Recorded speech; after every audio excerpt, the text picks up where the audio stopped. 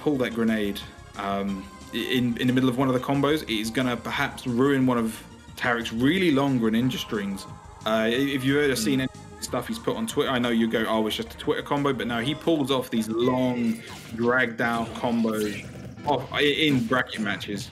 And if the grenade gets in the way here, he is not going to be a huge fan of that. Yeah. Okay, so, yep, like maybe like that there immediately. Okay, so game one of a potential 5 here on winner's side, a best of, well, top 32 or top cuts as we're calling it here. We'll see how it goes. We have ended up on Smashville, which I believe is, I would probably say, is going to be a better stage for Snake in this particular matchup. Having it be a very small stage already means it's going to be a lot easier for SP1 to kind of command control with his projectile. Just trying to follow up all the way there, but couldn't quite get the connection. The sniper being quite tricky. Nice to survive there. Oh man, that is...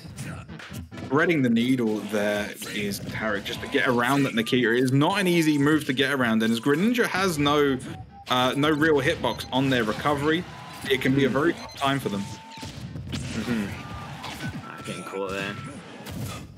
I always feel like you're up in the air when it comes to this matchup. There's always some kind of explosive somewhere. Being aware of that and just kind of having the presence of mind to remember all those kind of situations that are like not safe is really, really hard. Again, not quite connecting, goes for a trade and it doesn't work out in... That is a trade that SP1 will take to the bank. Yeah. Take that stock, and now they're going to just try as hard as they can to work from... Never mind. Yeah, side tilt came out and got forward smashed for it. Tarik just punishing cleanly.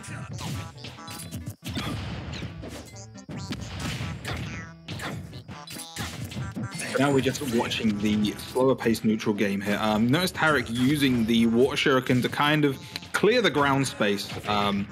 Keep grenades out of the way. Attempting to edgeguard that, but it's not easy. Greninja not a character with the best hitboxes for getting rid of Snake's Cypher.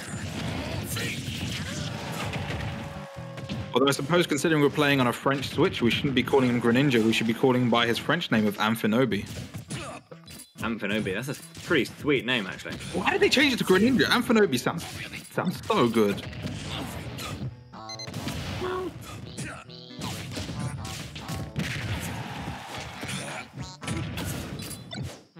They all kind of do the same thing, I guess.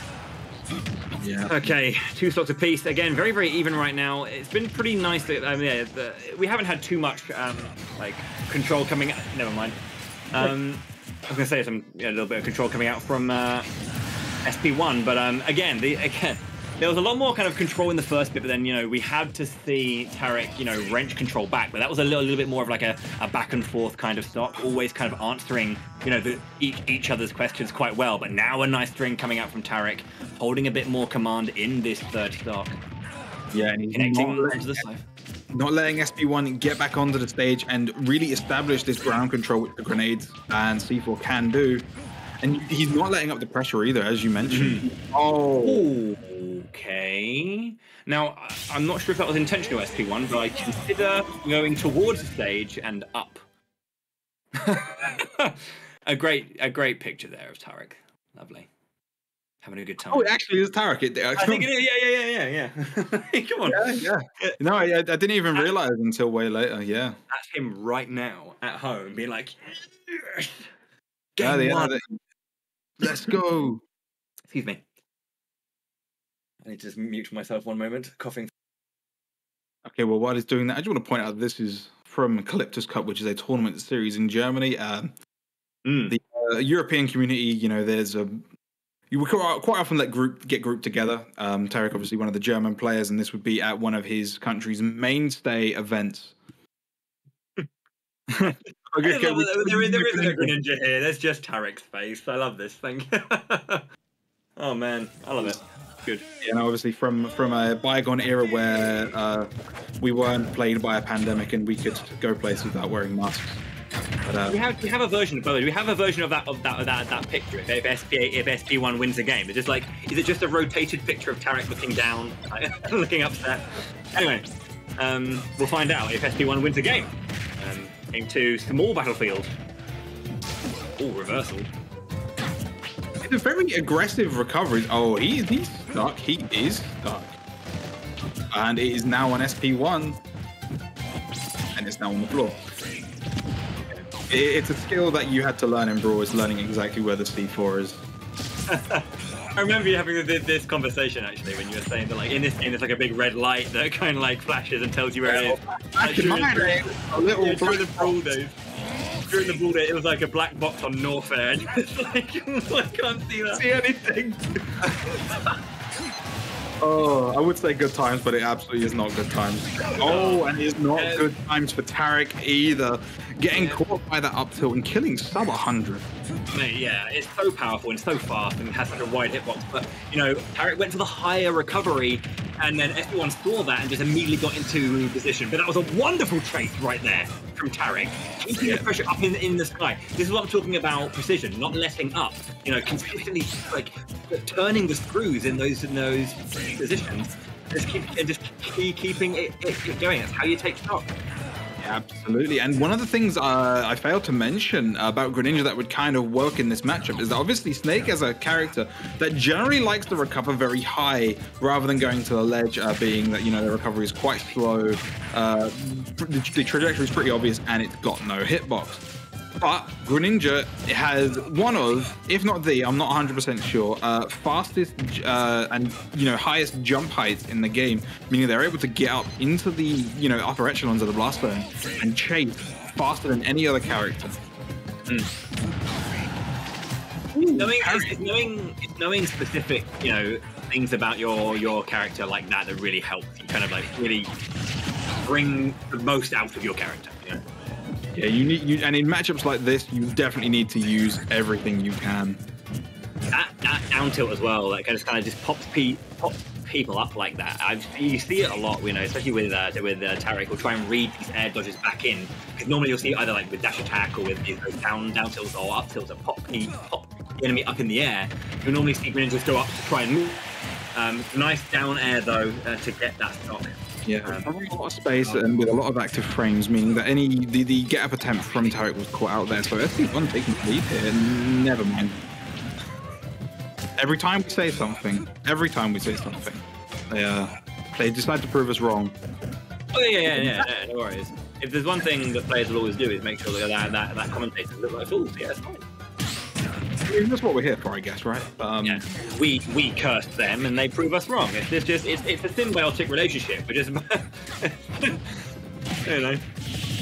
There's the landing there into jab combo. Get a little bit of a percent up, nothing major, but you know it's progress. There's the dash attack. Doesn't get the turnaround back air though. Or that forward air. I think it's forward air. Here we see Tarik trying to chase again, but SP1's got just enough control that they're able to kind of limit this from Tarik. Yeah, I think he needs to be a bit more selective in his chasing options. The Cypher catching him and SP1 jumping up to get that back air. That was a really, really nice situation. I think maybe it was one of those things he was setting up for that Cypher to connect. You can't see this, but I can. But GP is shaking his head and like literally like, you know, going nuts. Just imagine GP. His brain was huge there. The brain, like, it's spilling out of his ears. That was so smart to do. Now, imagine that picture, but it's anger, not happiness. There we go. Great. But yeah, the Cypher connection into back air, that is a bit gross. Yeah, no. Well, I mean, the Cypher obviously having very, very light knockback, resulting in. But I was surprised that SP1 had the awareness to go, oh, the Cypher is going to knock him off this way. I can come off with a back air. Or I can jump up with a back air and secure a much earlier stock than you would expect. It's very nicely done there from SP1. Clean stuff. Showing that caliber. One apiece then between these two. So I've always enjoyed this. I always like a good a 1-1. Puts us into like a best of 3 situation. Minimal time now to make your adjustments. Yeah, and of course both games have been very closely matched. So I would not be surprised to see this go to yet another best of 5, another game 5 situation.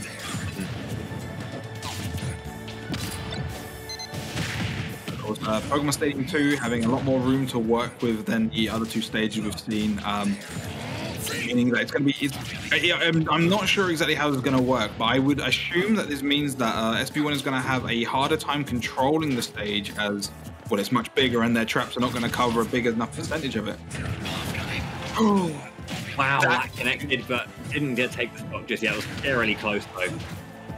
Evading the other up tilt, gets to the landing there again, but we're just back into neutral, it seems. Yep. Okay, fading back with that fair, just enough to get the right spacing. Oh, very nice shadow speed. Shadow speed. Yeah. So smart by Tarik there, just to use the side B, because of course Greninja, a character with not many tools in the air that are going to knock Snake out of the up B, having very light, heavy armor. That move definitely strong enough to do so. Yeah, and it was just nice, he saw that SP1 was going lower and into the stage, to kind of like, jumped out, got that reverse shadow sneak and just connected, super nice. And now again, as we were talking about, really just turning the screws a little bit. There is just tipping up into the air dodge read. Very nice play from Tarik so far, taking an entire stock. Once again, there's the forward throw. Tried it again, not working that time. You can visibly see the momentum shift for Tarik there, and he's ended up going a whole stock up here. Or nearly. Yeah, landing forward air into the down tilt just to scoop up a little bit. Trying to open that space back up and, build the wall once again. And break through. Not mounting the pressure, but Tarik just take noticing that he can't get too uppity right now. He needs to stay calm, and he needs to just not get too aggressive, take his time, have a bit of patience. And this is one of those situations where if you're SP1, you are going to be more than happy to just kind of sit here and take chip damage and try and hopefully do little bits of damage to Tarik to get him in a range, close to kill percentage. When you lose this stock, every time. Yeah. You are right. Regardless, he was unable to in the end, but everything you're saying is correct.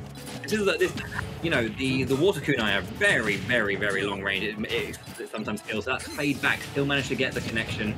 Does take that second stock. Jabbing on a shield. Yeah. Unfortunately, was sat on top of a C4 while doing so, just going to get blown up for his troubles there. Yeah.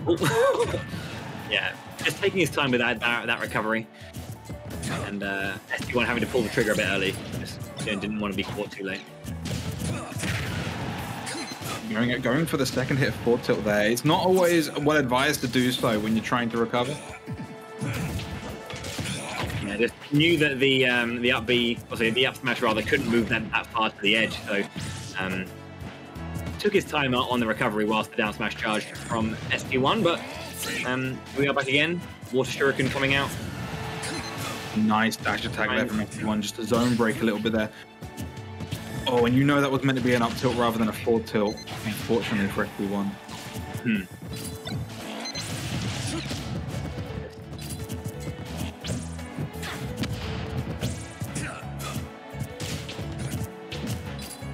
Now it's Tarik's turn to play the much more defensive sort of chip damage game, just trying to deal as much damage as they can to SP1 before they lose this stock. It's obviously on borrowed time, Snake a character that can kill without much difficulty. Just like that. Yeah. 84% is a good lead, but again, we know how easy it is for Snake just to play around with that trade game. He just doesn't mind taking a few hits. He's a heavy lad. So... hello? A hitbox? Alright, then. That was a hitbox that existed. Anyway, just in the offstage situation here, and you notice Tarik quite wary of that. Now, I'm not going to die to it, but he has been put on notice. Yeah. Nice parry. 47%. That is not a small amount. That's not something that Snake can't just make up in about 2 hits.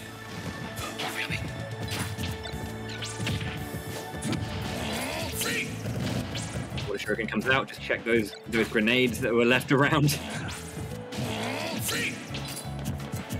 You see SP1 really struggling to kind of establish anything here. Like, he's doing tiny bits of damage here, but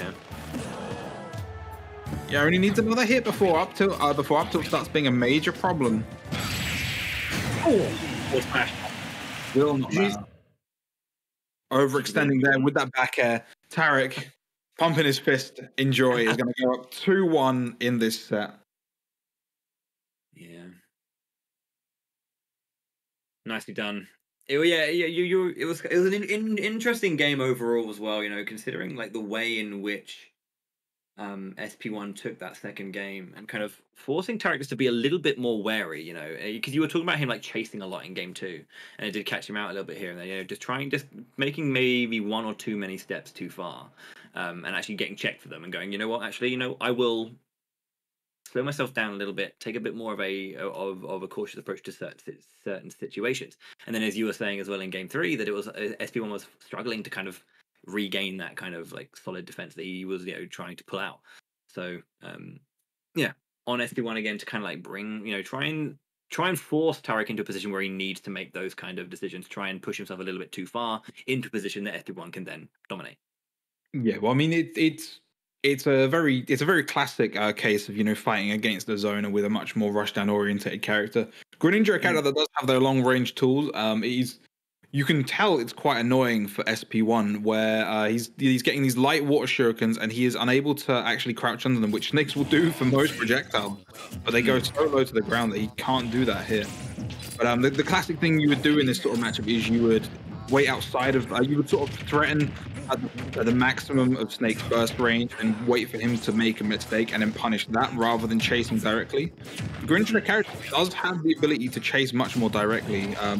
Tarik got a bit too eager with doing so. Game 2 and got caught out, but has done a much better job of just kind of coaxing the mistakes out of SP1.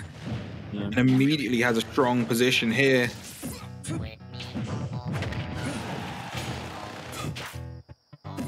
Goes down. That was interesting. He kind of like air dodged really, really early and just threw himself into the rafters. I don't know why he did that. Maybe there was possibly just a bit scared. Probably thought he was closer to the stage than he was.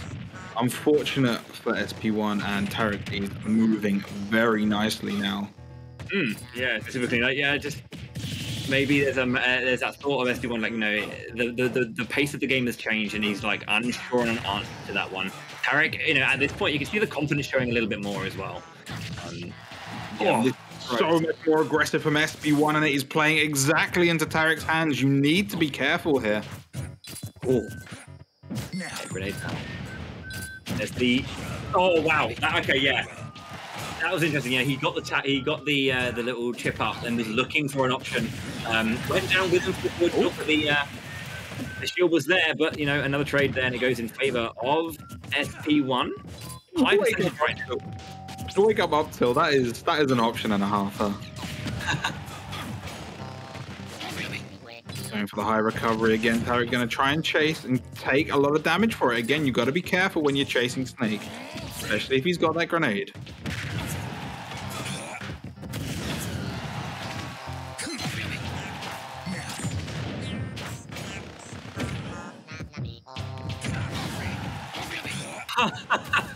You running in on me?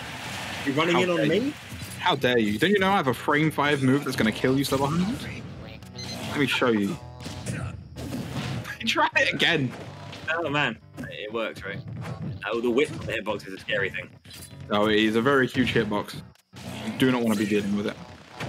Yeah, dodge off stage is always a scary thought, but stays alive. He has the strength in Snake to kind of get this stock back quickly, but he just can't take too much right now. As the up tilt, maybe just trying to check again, but yeah, and I feel like that was another F tilt that was perhaps meant to be an up tilt. That would have been the optimal move in that situation. Bring out an F smash. Not quite sure if that was intentional, but oh, that back is going to take it right now. SP1 is on his winners bracket stock here. This is not impossible, but he has got a big deficit to work around. Yeah, but you know, we've talked about how much of like a stoic defense, you know, Snake can have if played, you know, in that manner, and we're just hoping that SP1 doesn't, you know, take that one step too far. Caught with that down, caught doing the down air, and Tarik gonna take as much as he can off this. Yeah, there's a landing.